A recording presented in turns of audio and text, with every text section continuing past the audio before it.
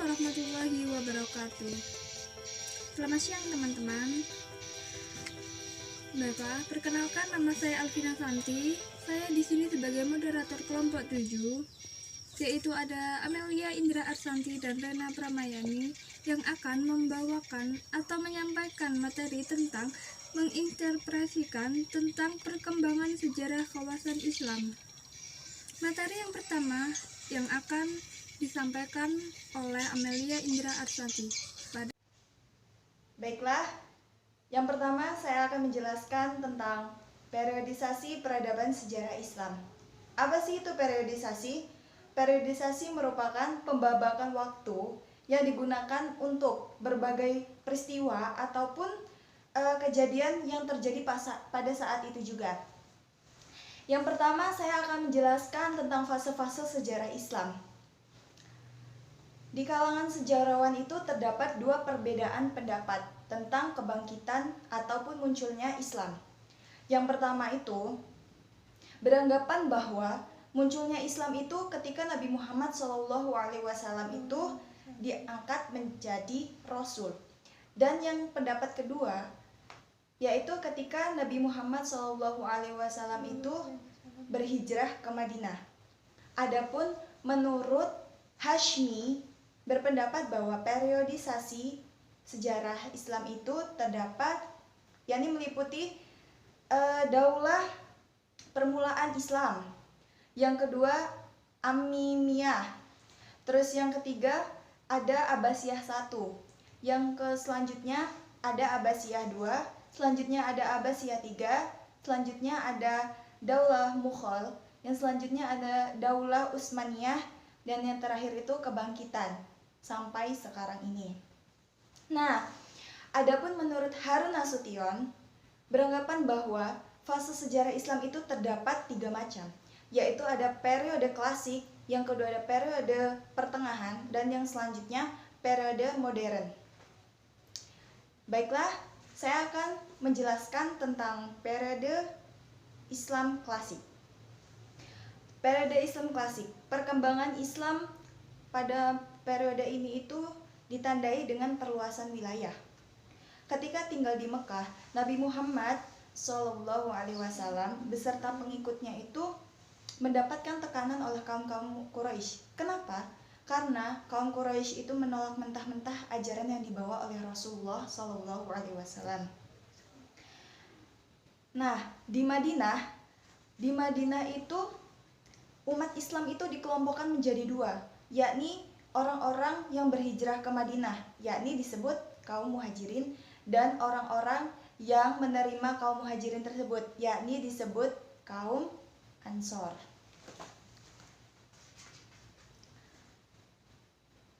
Setelah kedudukan Islam di Mekah itu semakin kuat, jadi umat Islam itu menentukan langkah-langkah berikutnya. Nah, yaitu menaklukkan Mekah setelah sebelumnya melakukan perundingan tanpa kekerasan. Akhirnya kesuksesan Nabi Muhammad SAW itu hampir lengkap. Karena apa? Karena tempat-tempat suci seperti Mekah, Sumur Zamzam, Madinah, terlalu makam Nabi Ibrahim alaihissalam itu sudah ditaklukkan. Dan Nabi Muhammad SAW ini mempunyai 2 kota dalam pengembangan Islam, yakni kota Mekah dan Madinah. Yang selanjutnya yaitu adalah Islam periode pertengahan, yakni sejak tahun 1250 sampai 1800 Masehi. Islam pada zaman pertengahan ini dibedakan menjadi 2, yaitu zaman kemunduran dan yang kedua zaman 3 kerajaan besar. Zaman kemunduran itu berlangsung selama 250 tahun dan ketika zaman 3 kerajaan besar itu berlangsung selama 300 tahun. Kemunduran umat Islam saat itu diawali dengan hancurnya Baghdad oleh Genghis Khan. Sedangkan di Mesir, dinasti itu silih berganti berpindah kekuasaannya. Jadi saling menjatuhkan satu sama lain. Perpecahan juga terjadi pada madhab-madhab fikih. Menurut mereka bahwa madhab yang mereka ikuti itu merupakan madhab yang paling benar. Lalu fase 3 kerajaan besar itu kan berlangsung selama 300 tahun. Akan tetapi kemajuan kerajaan 3 besar ini tidak bertahan lama karena adanya kerusakan internal ataupun serangan dari luar. Jadi akhirnya usaha ketiga kerajaan besar ini dalam memajukan umat Islam itu tidak berhasil. Dan pada akhirnya Islam itu mengalami kemunduran kedua kalinya. Yang selanjutnya ada Islam periode modern, yaitu adalah sejak 1800 Masehi sampai sekarang ini. Pada periode modern ini disebut juga dengan periode kebangkitan Islam, yakni ekspedisi Napoleon di Mesir itu memperkenalkan ilmu pengetahuan di berbagai cabang ilmu. Selanjutnya saya akan menjelaskan tentang pengertian studi Islam. Studi Islam di Barat dikenal dengan istilah Islamic Studies.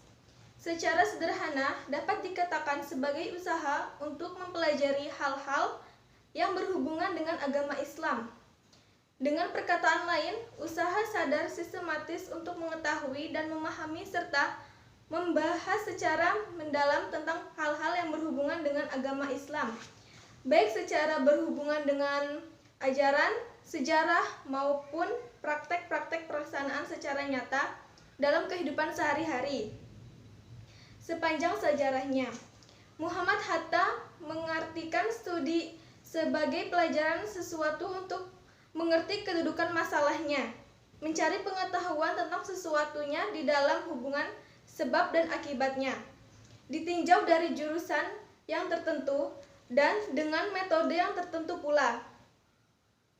Menurut Lester Scroll dan Alice Crow menyebutkan bahwa studi Islam adalah kegiatan yang secara sengaja diusahakan dengan maksud untuk memperoleh, mencapai pemahaman yang lebih besar atau meningkatkan suatu keterampilan.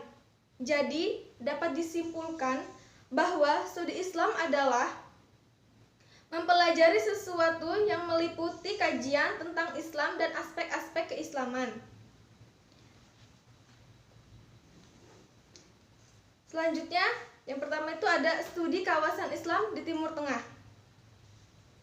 Pusat penyebaran Islam pertama kali adalah di Jazirah Arab, yang kini disebut dengan Arab Saudi. Dalam negeri ini terdapat dua kota yang sangat historis dan menjadi pusat perhatian dunia, yakni Mekah dan Madinah. Kebanyakan Muslim di Turki adalah Sunni, dengan 70-80%. Sisanya adalah Alefis dan Syiah dengan 20-30%.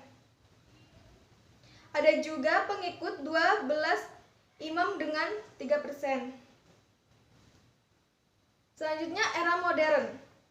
Pada tanggal 29 Oktober 1923, Republik Turki diproklamirkan setelah kesultanan dihapus pada tanggal 1 November 1922. Presiden pertama yang dipilih adalah Mustafa Kemal Atatürk, sekaligus pendiri Turki modern. Sejak tahun 1928, Turki berubah menjadi negara sekuler dengan dihapuskannya ketentuan mengenai Islam sebagai agama negara resmi. Selanjutnya, ada studi kawasan Islam di Asia Tengah. Islam di Asia Tengah, sebelum Islam masuk, penduduk Asia Tengah menganut beragam agama seperti Buddha, Zoroaster, dan Nasrani. Mereka adalah korban diskriminasi etnis, penindasan, dan perang antara suku-suku dan pasukan militer Kekaisaran Cina dari Timur Tengah, Persia dari Barat. Pada masa kepemimpinan Khalifah Utsman bin Affan, tepatnya pada tahun 50 Hijriah, sahabat Al-Hakim bin Amr al-Ghafari menyeberangi Sungai Jihun, Sungai Amu Darya atau Okus, dan membebaskan negara Sogdia. Bahkan Al-Ghafari dikenal sebagai orang pertama yang menyeberangi sungai Okus ini. Pada masa ini, wilayah Asia Tengah menjadi wilayah milik Islam.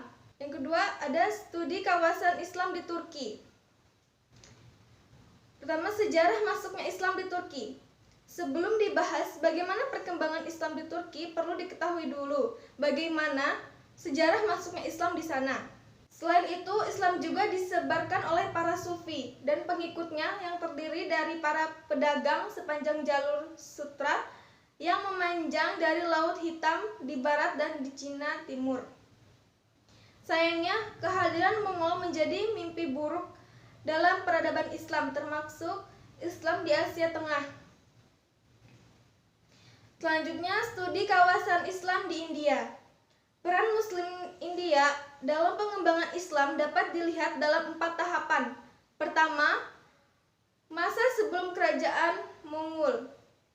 Kedua, masa kekuasaan kerajaan Mughal. Ketiga, masa kekuasaan Inggris.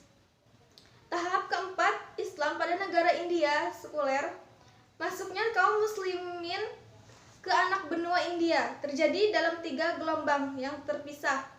Orang-orang Arab masuk pada abad ke-8, orang-orang Turki pada abad ke-12, dan orang-orang Afgan pada abad ke-16.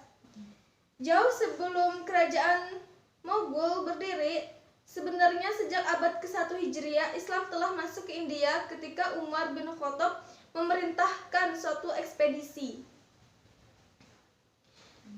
Setelah dinasti Ghaznawi runtuh, muncullah dinasti kecil seperti Mamluk, Khalji, Tuluk, dan yang terakhir dinasti Lodi yang didirikan oleh Bahlul Khan Lodi.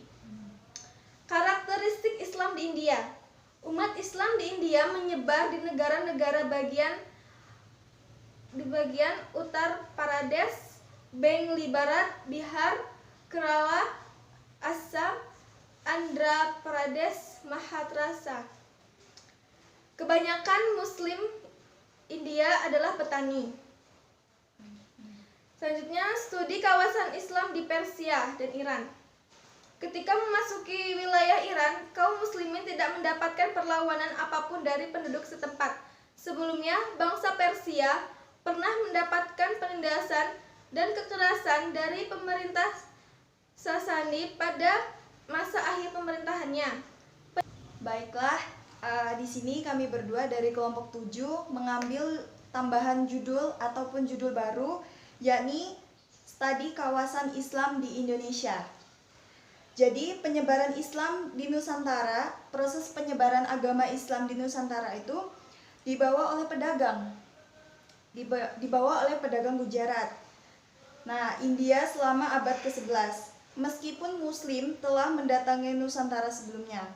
Pada akhir abad ke-16, Islam telah melampaui jumlah penganut Hindu dan Buddhisme sebagai agama dominan bangsa Jawa dan Sumatera.